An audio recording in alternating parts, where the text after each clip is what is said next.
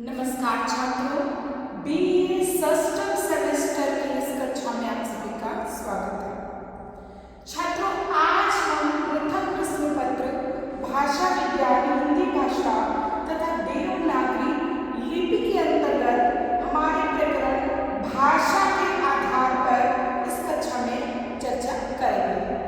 भाषा के आधार, जैसा कि हम सभी जानते हैं कि भाषा मानव की संस्कृति और सभ्यता को परिचित कराने का एक प्रमुख तथा सुदृढ़ माध्यम है तथा भाषा मानव की अर्जित संपत्ति है।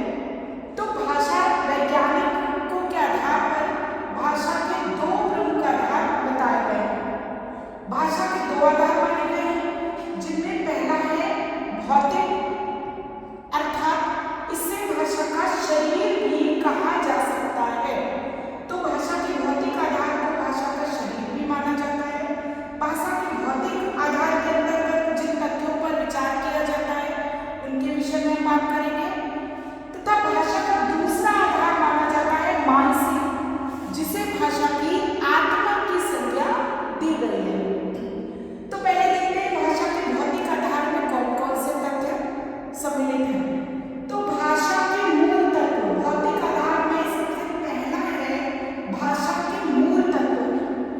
किसी भी भाषा को पठनीय बनाने के लिए सबसे आवश्यक होती है लिपि, अक्षर, वर्ण, शब्द और वाक्य। यही भाषा के भौतिक अंग होते हैं, जिनके आधार पर किसी भी देश की भाषा निहित होती है।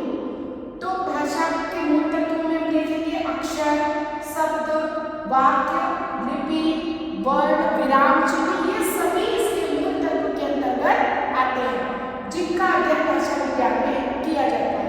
और भाषा के भौतिक आधार के अंतर्गत इन तत्वों का बहुत ही महत्वपूर्ण स्थान भाषा के अंतर्गत माना जाता है। ध्वनि उच्चारण के अंग, चूंकि भाषा के दो रूप होते हैं, लिखित और मौखिक। मौखिक भाषा के अंतर्गत हम मुख से बोली हुई उच्चारित की गई ध्वनि को सामने वाले तक पहुंचाते हैं और सामने वाला उसको सुनकर हमारे विचारों से अवगत हो पाता है। तो ध्वनि उच्चारण के अंदर यदि देखें तो कंठ, मुख, फेफड़े, कान और विवर, ये ध्वनि उच्चारण के प्रमुख अंग हैं, जो भाषा के भौतिक आधार के अंतर्गत महत्वपूर्ण माने जाते हैं।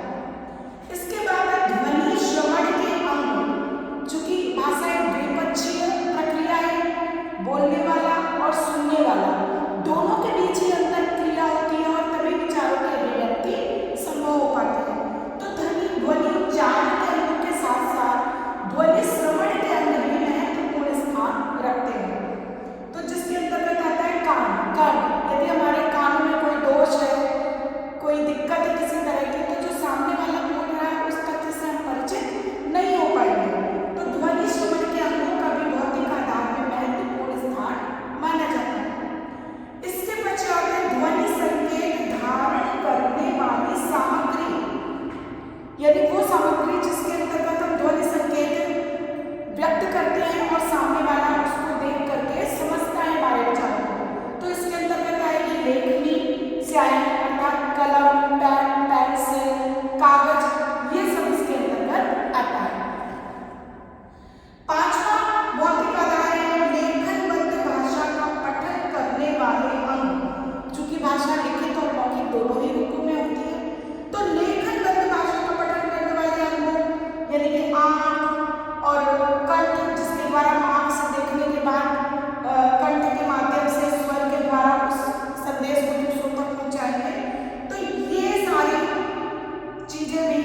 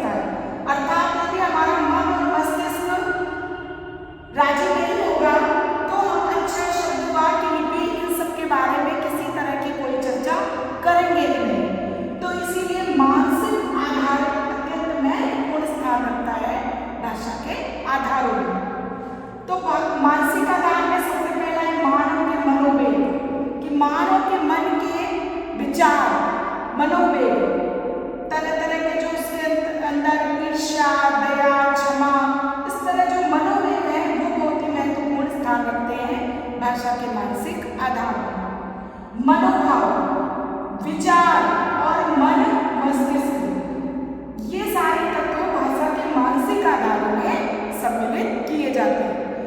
क्योंकि व्यक्ति चाहे कितना भी परिश्रमी हो, लेकिन यदि वो मानसिक रूप से किसी कार्य को करने के लिए तैयार नहीं होगा, तत्पर नहीं होगा, तो वो कार्य पूर्ण हो ही नहीं सकता। इसलिए भाषा के ये दोनों आधार अत्यंत महत्वपूर्ण स्थान रखते हैं भाषा संबंधी उद्देश्यों को और लक्ष्य को प्राप्त करने की दिशा में। तो बच्चों, आज की कक्षा में इतना ही। आगे की कक्षा में हम भाषा की प्रमुख विशेषताओं पर